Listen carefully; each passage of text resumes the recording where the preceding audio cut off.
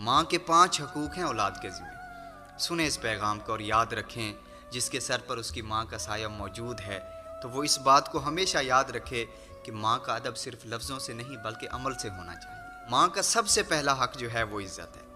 याद रखें, माँ के सामने ऊंची आवाज़ में बात करना, माँ के सामने गुस्से से बात करना, माँ के सामने बदतमीज़ी के साथ बात करना, इसका मतलब ये है कि आपने अपनी दुनिया और आखिरत दोनों ख़राब कर ली।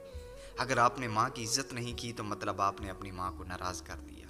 जब माँ नाराज़ होती है तो फिर अल्लाह और उसके रसूल भी नाराज़ होते हैं। फिर अल्लाह और उसके रसूल की जो नाराज़गी होती है वो इंसान को जहन्नम में ले जाती है। लेकिन जो अपनी माँ की इज़्ज़त करता है, अल्लाह ताला उसे दोनों जहानों में इज़्ज़तों से नवाज देता है। माँ का दूसरा जो हक़ है वो भी याद रखें। माँ का जो दूसरा हक़ है ना, वो वक्त है। याद रखें इस बात को कि माँ को तुम्हारे पैसे से ज़्यादा तुम्हारे वक्त की ज़रूरत है। वो चाहती है कि मेरा बेटा मेरे पास बैठे, मुझे पूछे कि अम्मा तुम्हारा क्या हाल है, अम्मा तुम्हारी तबीयत कैसी है, अम्मा आपको किसी चीज़ की ज़रूरत तो नहीं। जब बेटा अपनी माँ के पास बैठकर ही तो फिर अम्मा का दिल बड़ा हो जाता है, अम्मा फिर राज़ी हो जाती है। जब माँ राज़ी हो के हाथ उठा लेती है तो समझ लें दुनिया भी कामयाब है, आखिरत भी कामयाब है। अल्लाहु अकबर। माँ का जो तीसरा हक है वो खिदमत है।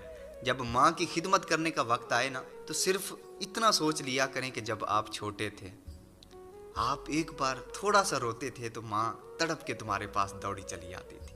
उसने अपनी रातों की नींद तुम्हारे सुकून के लिए कुर्बान कर दी, उसने अपने सारे सुख तुम पे लुटा दिए। और आज जब तुम्हारी माँ को तुम्हारी ज़रूरत है, अगर तुम अपनी माँ की खिदमत करने से मुंह मोड़ लेते हो तो कितने बदनसीब हो आप। लेकिन जो माँ की खिदमत करता है, माँ को राज़ी करता है ना, तो फिर माँ हाथ उठा के दुआ करती है, अल्लाह मैं भी इससे राज़ी हूँ, तू भी इससे राज़ी हो जा। अल्लाहु अकबर। माँ का चौथा हक भी याद रखें। माँ का चौथा हक जो है वो है दुआ लेना। जब आप अपनी माँ की खिदमत करते हैं, अदब एहतराम करते हैं, अपनी माँ को राज़ी करते हैं तो माँ दुआ देती है। याद रखें, दुआएं तकदीरें बदल देती हैं, दुआएं ज़िंदगी बदल देती हैं। खुदा न खास्ता कहीं ऐसा हो कि माँ ने बद दुआ कर दी तो इंसान फिर ना दुनिया का रहता है ना आखिरत का रहता है।